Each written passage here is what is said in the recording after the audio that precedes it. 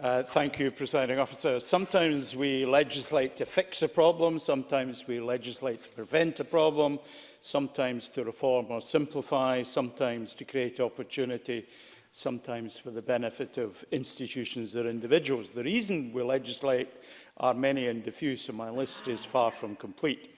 But each bill must stand on its merits or fall because of its shortcomings.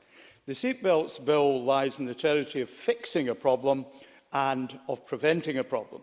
Now, as a member's bill, it is of necessity relatively limited in its scope. So why this bill and why now? I want to talk about my late constituent, Ron Beattie from Gamery.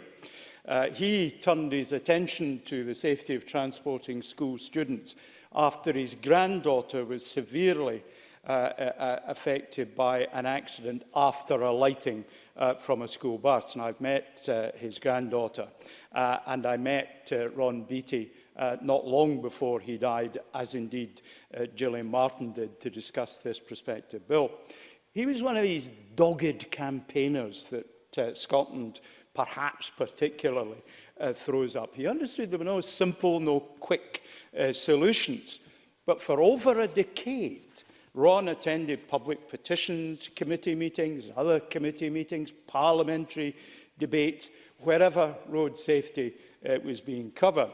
Even if it was likely only to be a procedural consideration, the odds are Ron had made the 4+ hours journey to Edinburgh to show us all that he was holding us to account.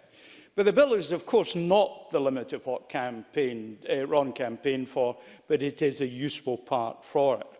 Requiring the fitting of seatbelts in school buses is a power we can now exercise. Requiring that they are worn is currently beyond our powers.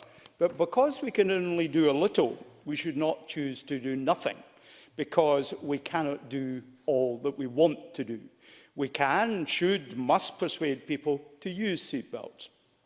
As we've been reminded in the last couple of days by one bus company, even when every bus is fitted with seatbelts, we need legislation in place to keep that so for the future, for everyone, forever.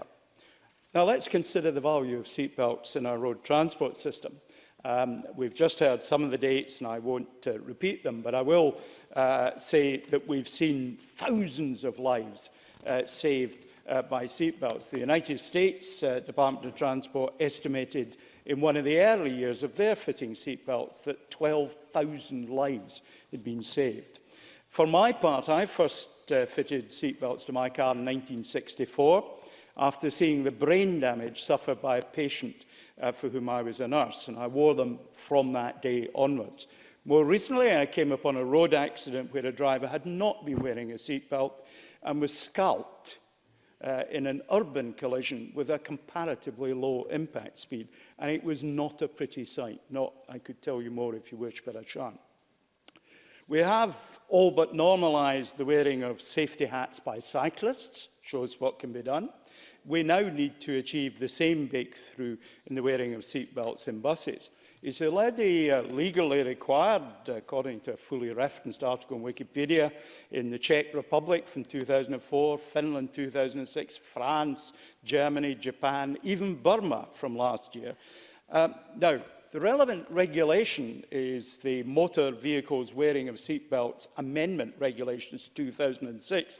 And I had a quick look at it just to remind myself of some of it in the light of some of the remarks that have been from Liam Kerr and Gail Ross. And at section 3, it appears to suggest that seatbelts must always be in conformity with regulations.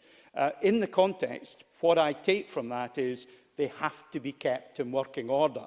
They will be checked at the MOT, that's for sure, but there is a legal obligation to keep them in working order. That's what I take from that. I will say, like lots of legislation, the legislation is complex. It amends other legislation.